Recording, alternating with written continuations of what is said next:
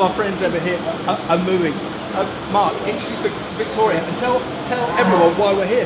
Yeah, good afternoon. We're in the cattle lines looking at some fantastic Charolais, and we're here with Victoria Hudson, one of the cattle stewards and also a vet, to learn a bit about you and your journey in terms of leadership and management and what's going on at the show today. When we found you just outside whilst we were getting this set up, we both said we feel very underdressed. As a steward, you look fantastic. And how's it going? How's the show going? It's been fantastic. We've had a really busy day. We've got over 1,000 cattle here. 1,000? It's bumper this year. We've got lots of national shows on, so it's been fantastic.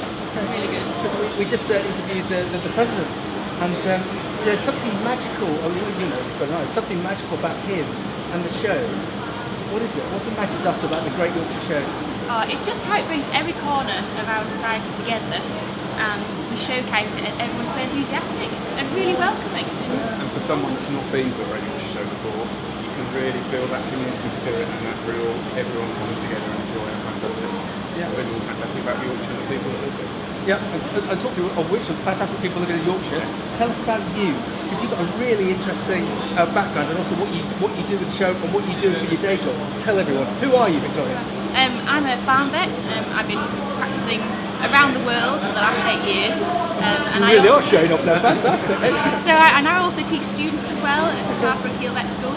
Okay. And then in my spare time, or whatever time I've left, I'm also a supple farmer as well. Wow. We have beef supple cows, and so we've moved from living up here in Yorkshire originally, and we've now got a tenant farm down in Staffordshire. Oh, have you? Okay. And you as an individual, you can go off in so many different directions. Arable farmer, lecturer, large animal vet. How did that come about? Why did you go down that particular route? Farming's in my blood.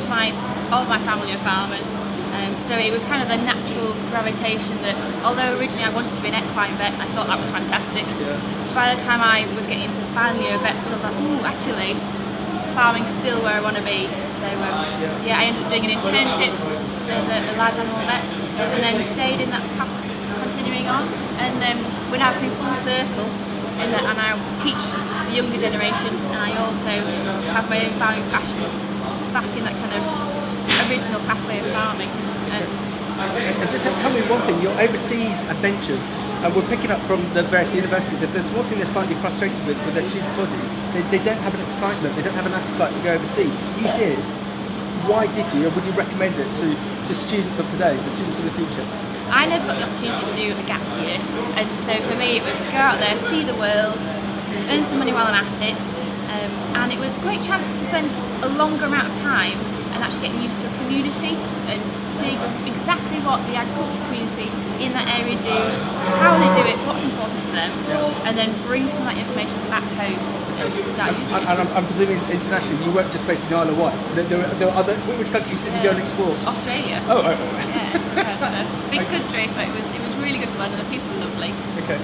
Okay, and the main raison d'etre, as why Mark said, as to why we're here today at the Great Yorkshire Show, is this Future Leadership Programme. Finally, the Future Farmers programme have invited us here, and I believe you're part of that programme and have been fully involved. So quite interestingly, where you're both a farmer and you're sitting in the surrounding industries. What kind of things have you learned from the veterinary sector that could be employed in farming and vice versa? Talk about your experience, particularly from the leadership management perspective. I think reviewing things is probably something that we've been doing more recently in the veterinary profession, and being very careful and conscientious that we write things down. We don't just write it in the diary at the end of the day that today I did X, Y and Z. This is how it went. These bits were awful. Next year I'm going to do it slightly differently. So actually probably reviewing what you're doing day to day. Doing lots of CPD, so it's our buzzword in the vet communities, continuous professional development. So going on courses, not just listening to what your mate's done, it's actually going out there, finding something that you're interested in and learning from other professionals. That's been a really big thing for us.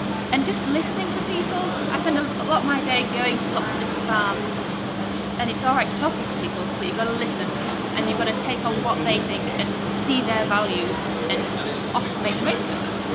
And one word that we've picked up from all of our interviews that we've done today, mentorship. Views on that, please. Yes, mentorship is huge. So I've been lucky to have some excellent mentors in the past, and they've helped me to identify what I enjoy, what I'm good at, and keep going with that and further that.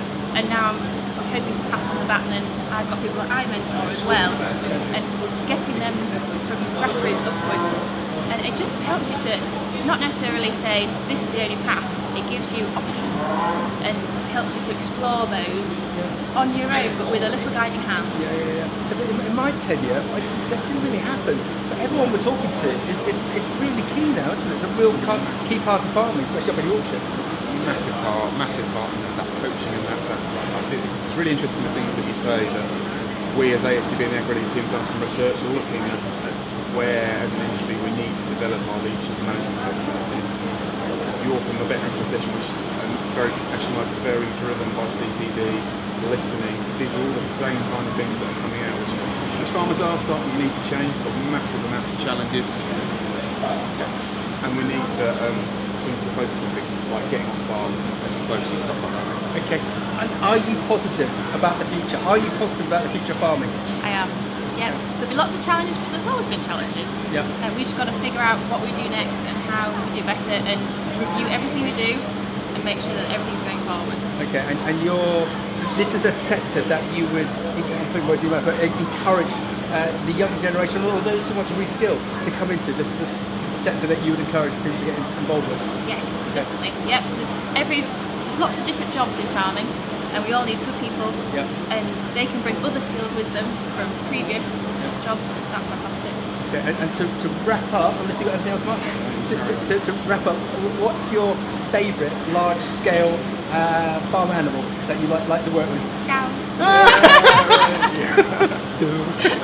Victoria, thank you very much. Another shining example of the future of farming at the Great Yorkshire Show. Victoria, Fantastic, thank you. Have a lovely day. Thank you.